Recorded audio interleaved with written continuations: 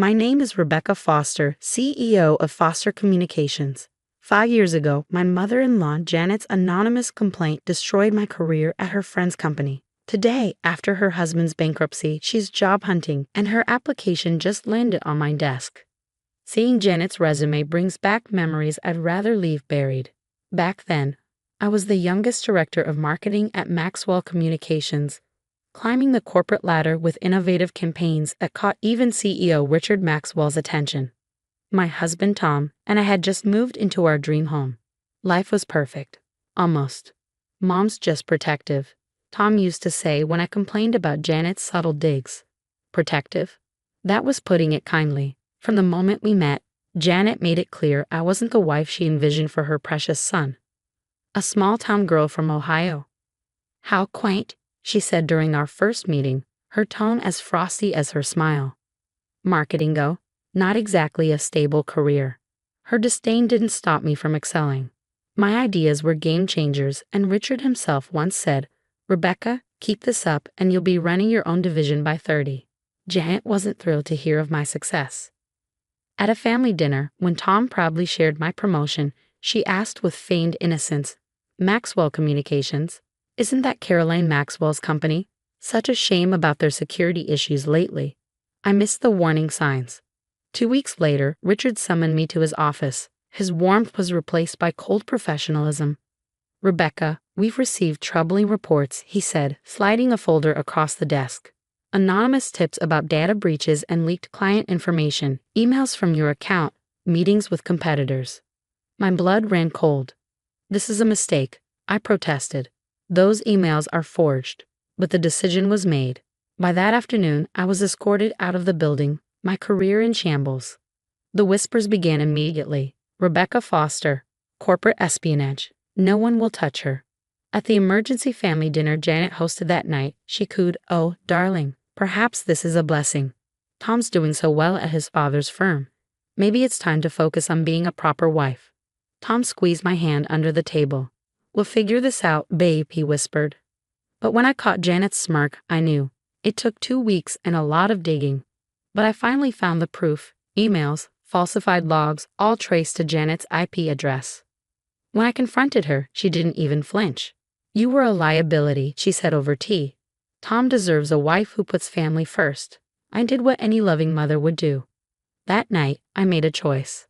I sold every designer bag Janet had ever gifted me, rented a tiny office, and launched Foster Communications with nothing but my laptop and a burning drive to succeed. Tom supported me even when I worked 18-hour days. But Janet's poison lingered. "Mom says we should think about starting a family soon," he'd say hesitantly. I ignored her shadow and threw myself into my work. Client by client, success by success, I rebuilt my reputation. Within 3 years, Foster Communications had gone national. "Rebecca Foster is transforming digital marketing," the headline said.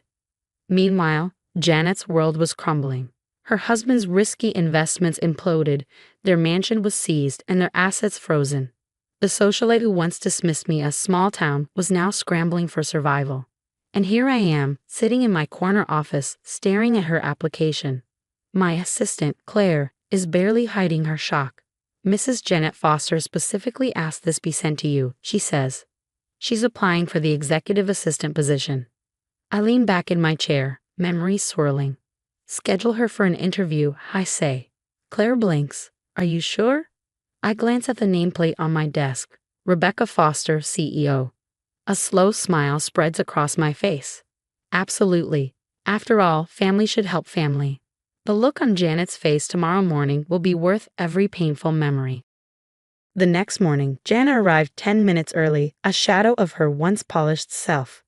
Her designer wardrobe had been replaced by a modest department store suit, and her signature diamond jewelry was conspicuously absent.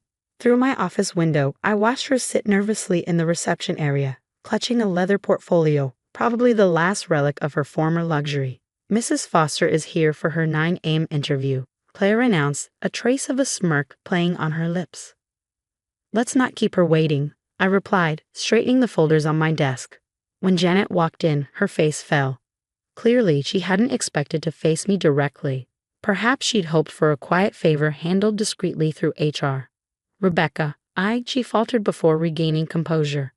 Thank you for considering my application. I gestured to the chair across from my desk. Please sit. Let's discuss your qualifications. For the next 20 minutes, I dissected her resume. It was a study in inadequacy. College dropout, no real work experience, and skills gleaned from charity board positions she bought her way into. Your resume is interesting, I said, mimicking the patronizing tone she used on me years ago. Not exactly what we usually look for.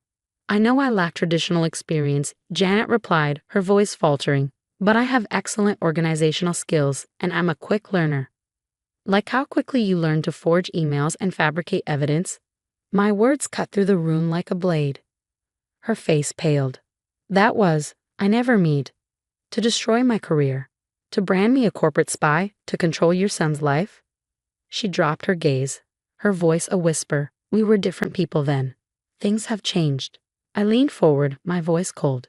Yes, they have. You're broke. Your friends have abandoned you. Your husband is facing federal charges. And now you're sitting in my office, asking for help. Tears glistened in her eyes. I know I don't deserve it, but I have nowhere else to turn. Nobody will hire me. The scandal. Everyone knows.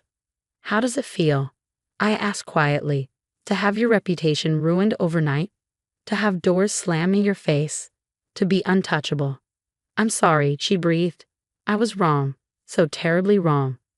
I picked up her application and studied it for a long moment. The position pays $35,000 a year. Standard hours are 8 to 5, with overtime as needed. No special treatment, no family privileges.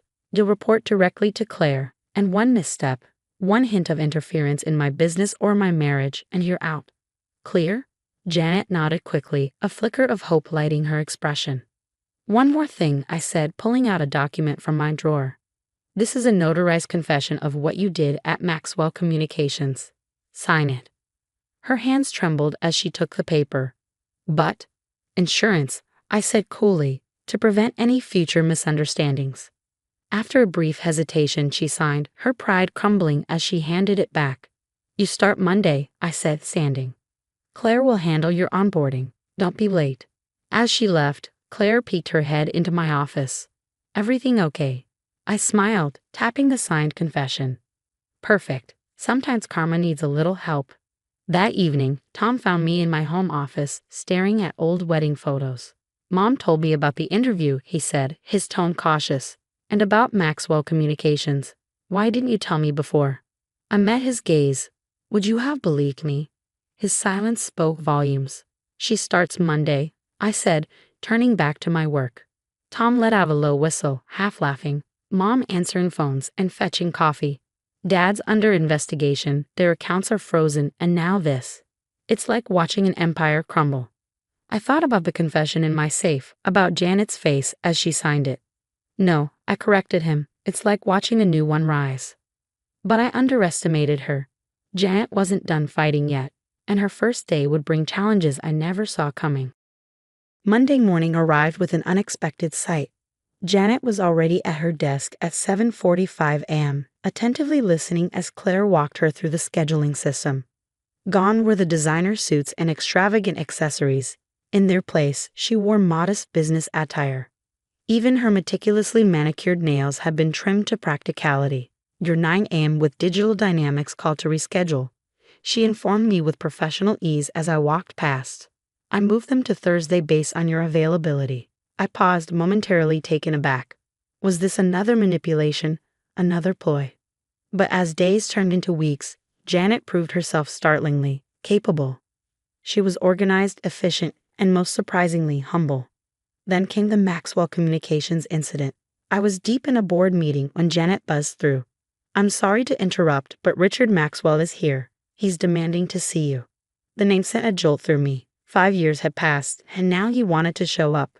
Send him in, I said, dismissing the room. Richard Maxwell entered, a shadow of the confident CEO I remembered. He looked worn and uneasy.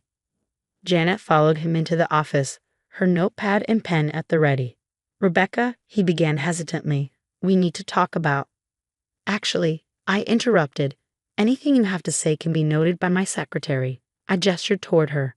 You remember Janet Foster, don't you? His eyes widened as recognition dawned. Janet? But? How? Life has a funny way of rearranging things, I said smoothly. Now, what brings you here? He shifted uncomfortably, clearly off balance. We're losing market share. Your digital strategies are dominating the space. Our board wants to discuss a potential merger. I let out a sharp laugh. A merger? The same company that branded me a corporate spy now wants to partner. Richard hesitated, his gaze dropping.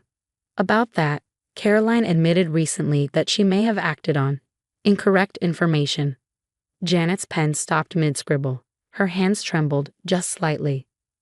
Mrs. Foster, I said formally, please read back what Mr. Maxwell just stated. Her voice was steady, but barely. Mr. Maxwell indicated that his wife, Caroline, knowingly provided false information that led to your termination. Thank you, I said, my smile cold. Now, Mr. Maxwell, as for this merger you're proposing, the answer is no. However, Foster Communications might entertain discussions about an acquisition. At a reasonable price, of course, given Maxwell Communications' current challenges. Richard left shortly after, visibly shaken. Janet lingered in the doorway. I should have stopped her, she said quietly, staring at the floor. When Caroline told me what she planned to do, I should have said no. But I thought I was protecting my son from a mistake. You thought you were protecting him from me, I replied evenly. And instead, you nearly destroyed someone who built everything she has on her own. She met my gaze, tears welling in her eyes. I'm sorry. I know that's not enough, but I am. 2 months later, we closed the Maxwell acquisition. That same day, Janet handed me her resignation. I've learned what I needed to, she said. Humility, respect, the value of hard work. But we both know this arrangement can't last forever. I studied the letter in my hands. Where will you go? Tom's father is being sentenced soon. Someone needs to rebuild what's left of the family business, the right way this time. No shortcuts, no schemes. I hesitated. The secretary position might be ending, but I could use a compliance officer. Someone who understands firsthand how damaging corporate manipulation can be. The pay is better, but the expectations are higher. Her eyes filled with tears. Why would you do this for me? Because 5 years ago, you showed me who you were. Now you're showing me who you can become. And because family should help family on the right terms. That evening, I shredded Janet's confession. Not because I fully trusted her, but because holding onto it meant holding onto the past. Later, Tom found me in my office. Mom told me about the new role, he said. Are you sure this is the right move? I handed him the acquisition papers, Maxwell Communications, now under the Foster Communications banner. 5 years ago, she orchestrated my downfall. Today, I own that company and I'm giving her a chance to rise. The difference is, I'm doing it with grace. Tom smiled. You're incredible, you know that? And hey, speaking of family, remember our conversation about starting one? I touched my stomach, grinning. Already ahead of you, 2 months along. When we told Janet the news, her happiness was genuine. No games, no control, just the joy of a future grandmother. As she hugged me, whispering her congratulations, I realized something profound. The best victories aren't about destroying enemies, but transforming them into allies.